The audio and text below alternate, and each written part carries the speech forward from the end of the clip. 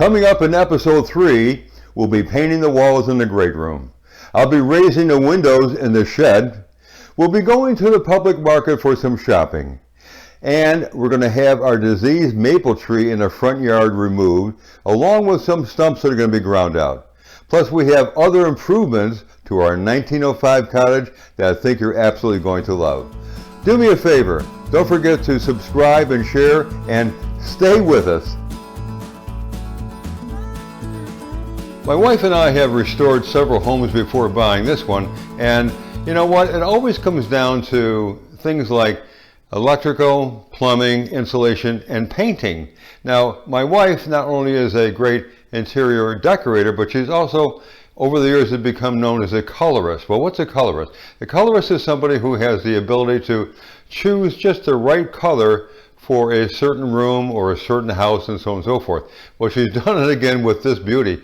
This is the great room of our 1905 cottage, and it's a large room, but all the walls were basically this dark knotty pine. So she came up with the idea of doing this kind of a beige color that you see around here, and now we're kind of continuing it around the room.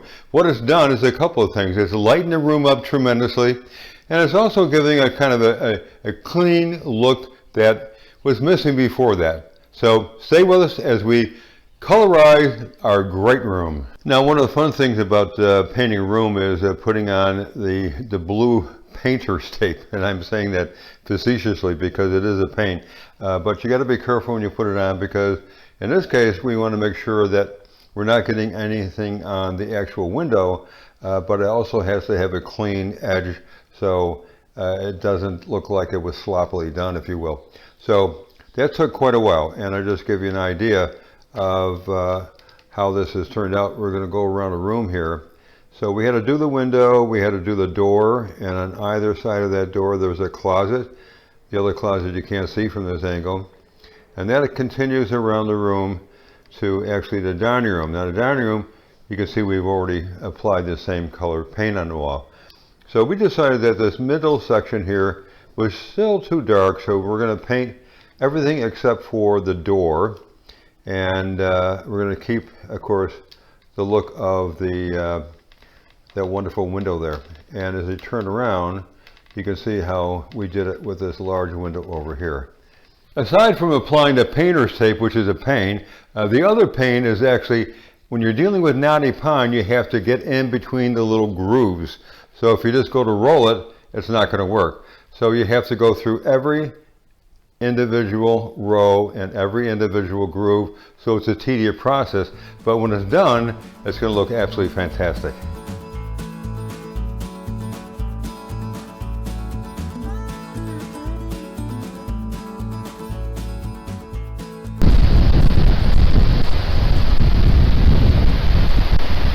Well, it's nippy, I will tell you that. The wind is blowing right off the lake, and it's probably about, I don't know, 47, 48 degrees, something like that. But it's a very thrilling and exhilarating time for us right now. Some of their equipment is coming in right now. How you doing? I'm Brian Newcomb, High Falls Tree Service. We're here today to take down a nice sugar maple in this nice, beautiful Webster weather. Hoping for a good, safe, and efficient day. Well, another fun day at the Kirchers, as you can see, taking the old sugar maple tree down. Lots of fun. Well, there goes the first branch. Happy to see it go, because it really was a danger to our neighbors and automobiles and so on and so forth. Hi, my name is Malachi Mamro. I work with High Falls Tree Service. We're going to be removing this sugar maple today. Yeah, it's going to be a good time. But also is where our new two-car garage is going to be located, so it needed to go.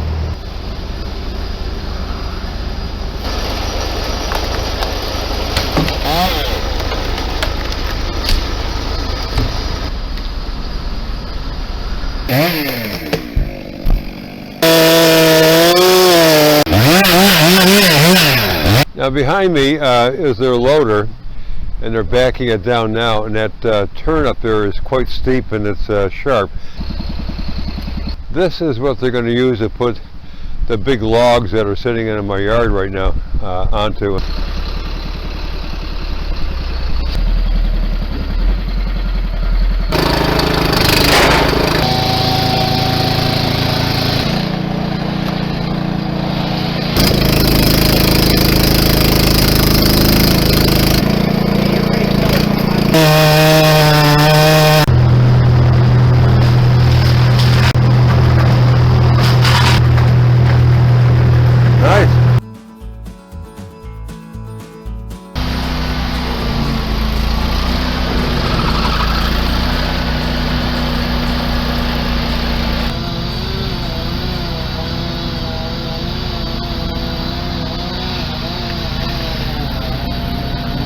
Yeah, there's one more stump behind the shed that I want to take out. These have been rotten for quite a long time, and that machine makes fast business of it, I'll tell you that. That would be hours of me chipping away with an axe.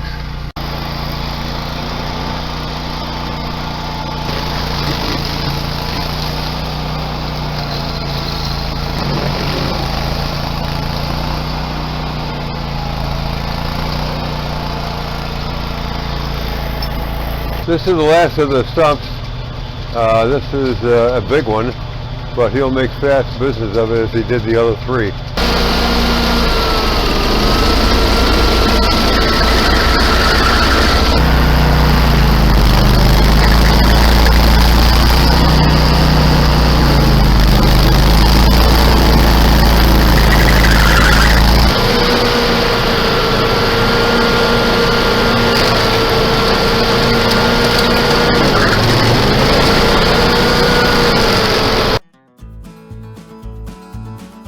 The Rochester Public Market first opened in 1827 on Main Street and then moved to Union in 1905, the same year that our 1905 cottage came to life.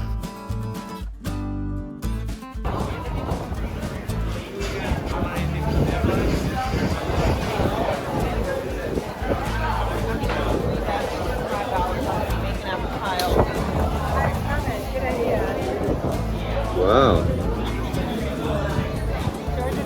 Get some apples for apple pie. Okay. For over 195 years, folks have been walking the cobblestone streets of the market, buying the freshest produce and the most unique items not available anywhere else. Three of these actually. Oh, the strawberries? We're just buying That's lemonade. exactly how she did it. Okay. You know why? She's got a lot of strawberries.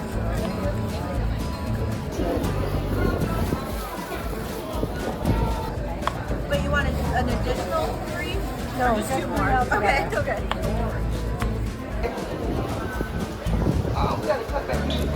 What is that? So where do you put it? What's the mixer? Yeah, it's a simple syrup. Is that simple syrup? Is that what that is? Yeah. Okay. Okay. Strawberries.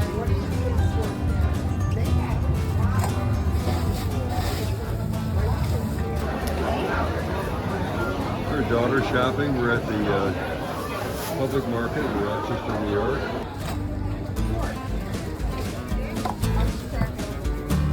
I got a fork here. They're doing a brisk business here. What a fun place to come and shop. It's amazing. That's your own secret ingredients? Yeah, water. They have just about everything in it. Love it. Right there. Oh, I get one. Oh, wow. Oh. What are you buying, Ted?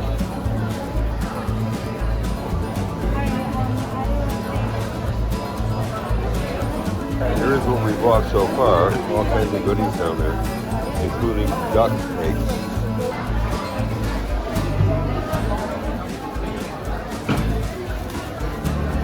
The Rochester Public Market has been voted the best continuously operating market in the nation. And you know what? We can't wait to go again next Saturday. When I raised this shed several weeks ago to get it out of the mud, I actually jacked it up about 1.5 feet and put a whole new floor in. One of the inherent problems that was very apparent to me is that the windows were too low. This was made for a completely different purpose. It was just a storage shed. This is going to be the future home of my heirloom custom toys. And so I'm going to have workbenches in there that are going to be waist high. So now they are, if I raise all windows to the same height, and I'm going to do that on the other two sides. And then when that's completed, I'm going to scrape it and I'm going to paint it the same color that the new house is going to be painted, which is kind of that interesting blue color with white trim. So follow me and I'm going to show you how I'm going to do the same operation for the other two windows. We hope that you subscribe, that you like and you share us, and we'd love to hear your comments. Now, as you know, this is an ongoing love affair, so who knows how long it's going to take for us to complete this thing. It could be 2 years, 3 years, but we hope you stay with us. So thank you for watching, and don't miss an episode. From this vantage point, you can see both windows. The window I just raised on the west side and the one I'm about to raise on the south side. This is the side that faces the park. Now I've got to go up 3 courses in order for them to match. So 1, 2, 3. This window will be raised almost under the eave of the side of the building, but it's the roof ridge, it's the angle of the ridge that dictates, you know, that placement. So that's just the way it's going to be. It'll look good when it's completed, but it may seem like I'm jamming it right under the roof, and in fact I am. Now when I go to the other side of the shed, which is the east side, it'll match the west side. I chose to repurpose the old windows opposed to going to a architectural salvage store and buying new old windows. I would rather repurpose them and also restore them. That's the whole point, is I'm restoring our 1905 cottage. And so it's a very simple operation. It may not seem to be simple, but it actually is. The first thing to do is to take off the framing, and then the sill comes off, and then I'm going to, with my circular saw, cut 3 courses out of here, and then they will be all scraped and sanded, and then I'm going to place them in their new position, which would be 1, 2, 3 to match this, and then I put the sill back on, and you'll see how that's done. And it'll look like, oh, this was always meant to be. Now I've already removed the side frame and the top frame, and they're old. They go back to 1905, so they're a little cracked, they're brittle, but when I finish sanding them and restoring them, they'll be almost good as new. Almost good as new.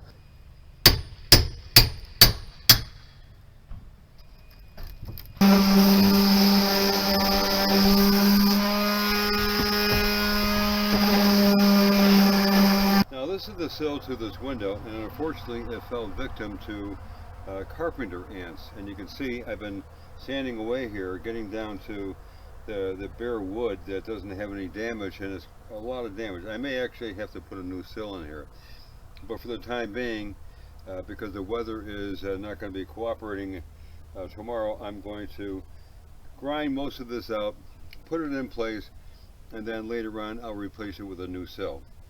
Carpenter ants are very destructive, that's for sure.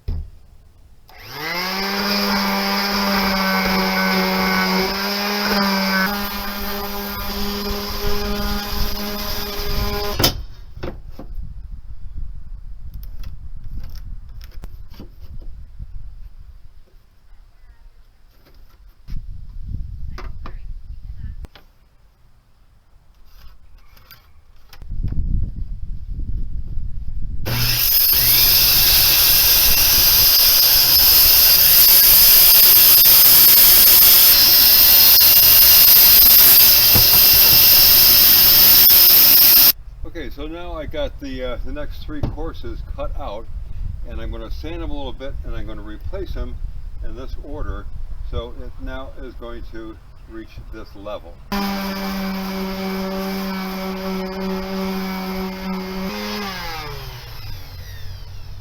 They are tongue and groove, so you have to sand away all the old paint that's been built up over decades in order for the groove to fit into the tongue. So that's what I'm doing now.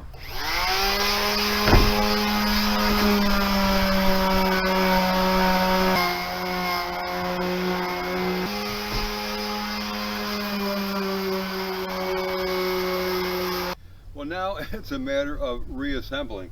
I put a nailer board on both sides so we have something to nail into, and you simply take each of these pieces that I cut off previously and you put it into place so the tongue fits into the groove and so on. And we're going to nail these, but I'm just showing you how it goes together, like this and like this.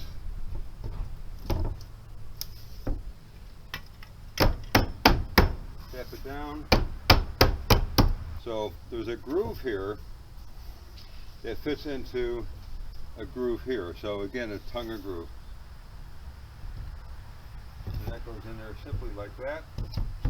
And then that gets nailed down, and then the window goes on top of this. So that's how it goes together.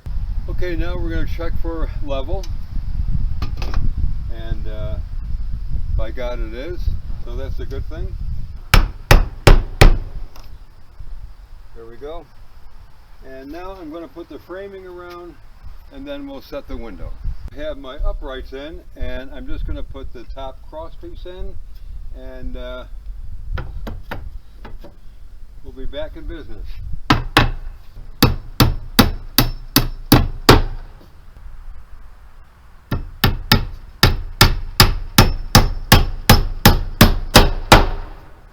The next thing is to put the window in place. That's it. Here we go, putting the window in.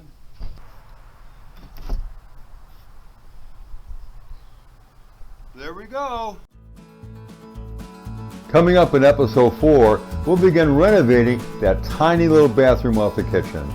Our plumbers will be locating our service lines to the road, so hopefully we get town approval for that new 2-car garage that we have in the planning stages. And we'll be replacing, by the way, that dilapidated sliding glass door, and the early stages of installing our generator will begin. All that is heading your way. So don't forget to subscribe and share. You know what? It's much appreciated. Thank you so much.